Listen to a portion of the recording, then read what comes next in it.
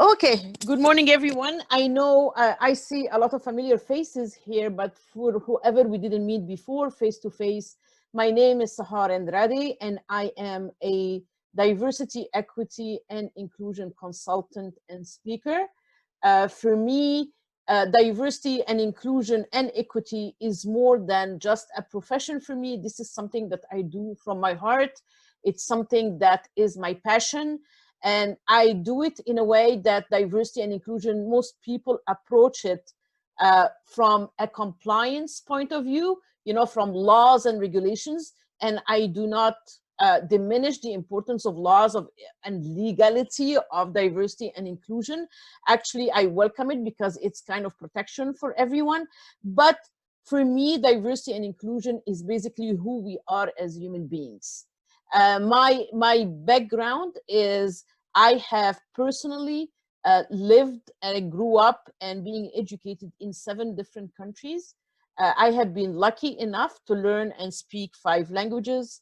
I hold a double Bachelor of Medicine from Cairo University in general medicine and in surgery, and I majored in psychiatry. I've never practiced, but I'm using a lot of psychology in what we do.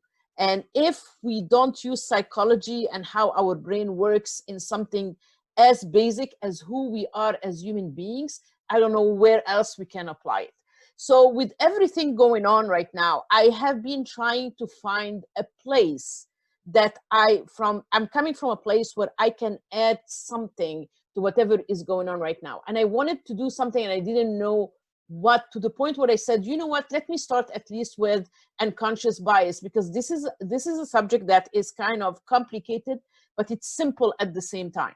So I decided to start today with unconscious bias. It's a simplified form of what I do for conscious and conscious bias, but I just wanted us to start a conversation.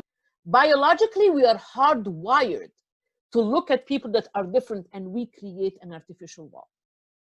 There is something called social categorization, where we very quickly, in few seconds, we sort people into groups by passing every single normal, rational, and logical thinking.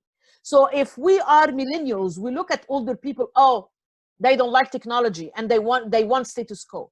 If we are older, we look at millennials and we say, you know what, they are entitled, they are lazy, and we categorize people into boxes. And unconscious bias is not only about race and ethnicity and color, it has to do with every single character, unique character that makes us as human beings or as diverse. So implicit is the behaviors that we have in our brain that we inherited from society and from our parents. Explicit or external, when we reflect our attitude openly and overtly at the conscious level. Sometimes we process it and we call it intuition. It might not even be logical or even legal if we act about it without even thinking consciously or upside it. So it's basically how can bias affect our decision making? Because it's bypass the logical decision making, our perceptions. And I want to remind you that our perceptions are realities for us, but they are not the same realities for other people. Like our cultures are the lens that we see the world through. But we forget that other people, different people, have different lenses. So our perception, the biases affect our perception on how we see people, or we even perceive reality.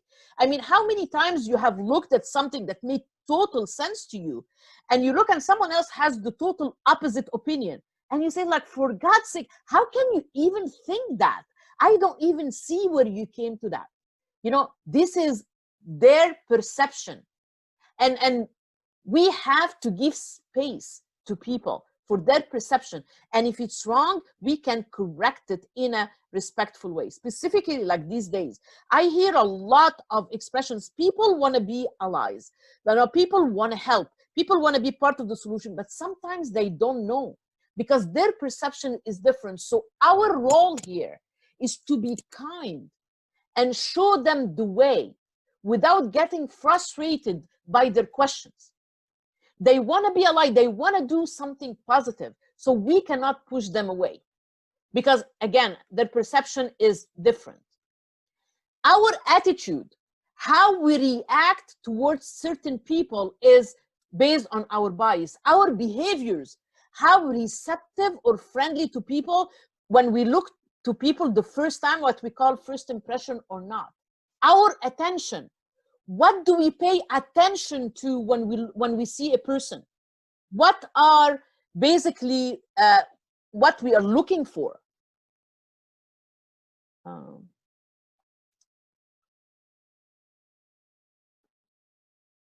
What we are looking for, our listening skills, how much we actively listen to what certain people say, and what attention we pay attention to.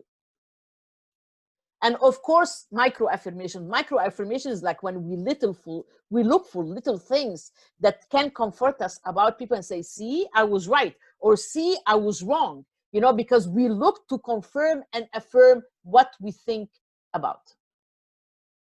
So why do we have unconscious bias? Because when we are subjected to something new, we get insufficient data for answers. And when we don't have all the answers in our brains, it pushes our brain into a state of discomfort.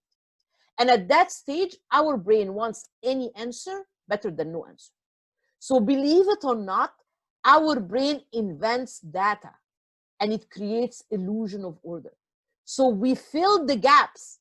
And how do we fill the gaps? We create philosophies, mythologies, beliefs to reassure us that there is actually order and structure to the unseen world. Because this is the only way how our brain can work. And remember, when the computer came in, we said what? Good information in, good information out. Garbage in, garbage out. So whatever we're looking for is the result that we are going to get.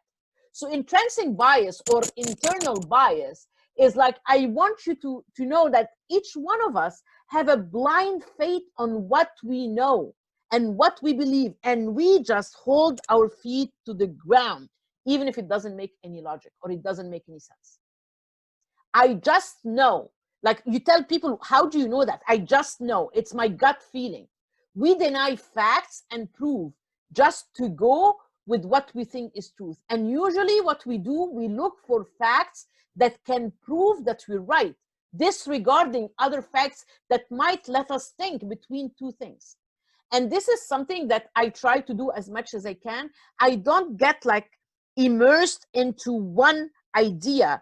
Even if I believe it, I will do research in other way of other people thinking and do my own thought at the end.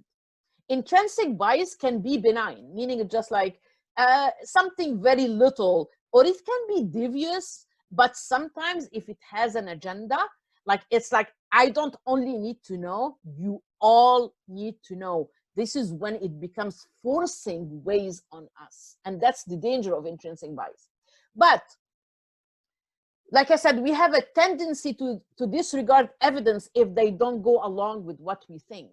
And we selectively consume a massive amount of information, either good or bad.